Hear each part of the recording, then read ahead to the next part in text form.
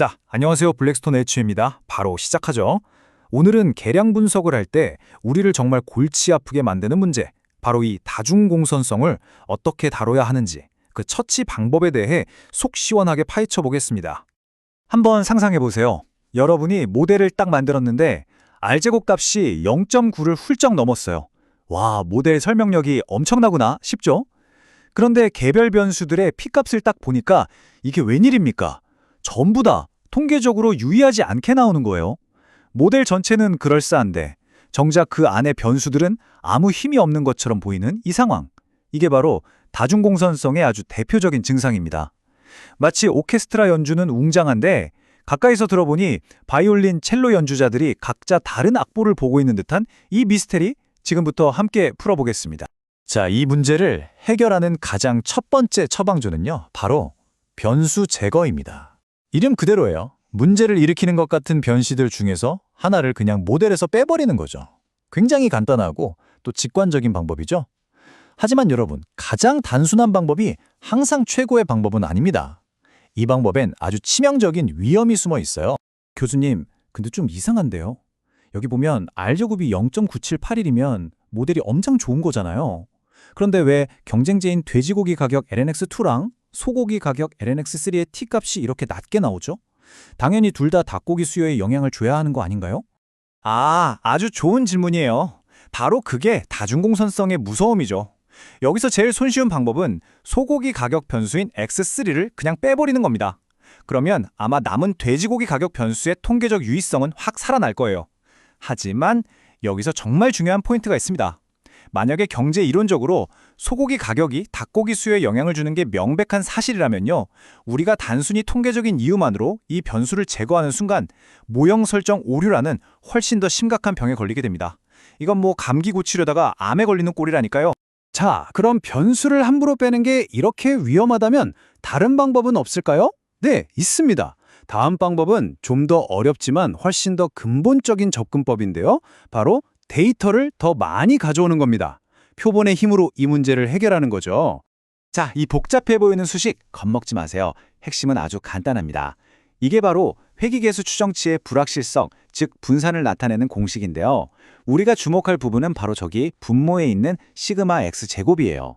이 값은 데이터가 얼마나 넓게 퍼져 있는지를 나타내는데 결국 표본 크기, 즉 데이터의 양과 아주 밀접한 관련이 있습니다. 데이터가 많아질수록 이 값은 당연히 커지겠죠.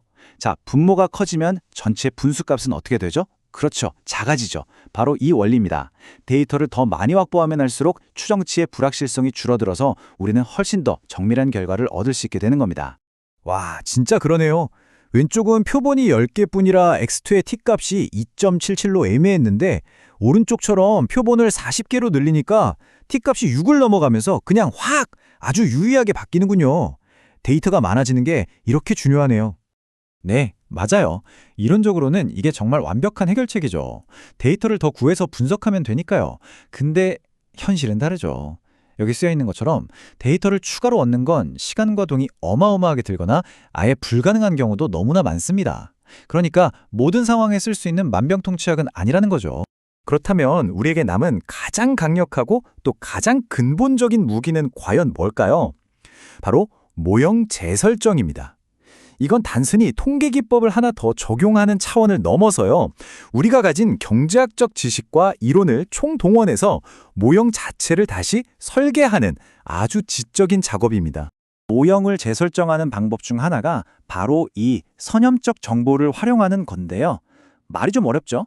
쉽게 말해서 우리가 분석을 시작하기 전에 이미 알고 있는 경제 이론을 모델에 아주 적극적으로 반영하는 거예요.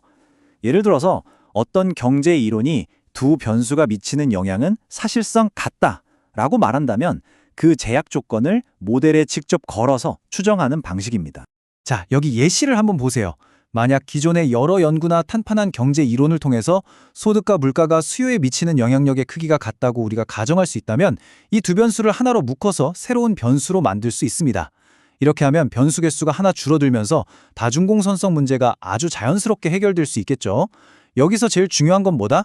이 모든 과정이 그냥 통계적인 편의를 위해서가 아니라 확실한 이론에 근거해야 한다는 겁니다. 모형을 재설정하는 또 다른 강력한 방법이 있는데요. 이건 기존 변수들을 이리저리 가공해서 완전히 새로운 형태의 변수를 만들어내는 바로 변수 변환 기법입니다. 이야, 이 슬라이드를 보면 이 방법이 얼마나 멋진 해결책이 될 수 있는지 딱 보입니다. 원래 모형에서는 수입액 Y, 국민총생산 X2, 그리고 물가지수 X3 사이에 다중공선성이 아주 심각했어요. 그런데 이 모형의 양변을 국민총생산 X2로 싹 나눠서 비율 형태의 새로운 변수들을 만들었더니 어떻게 됐을까요?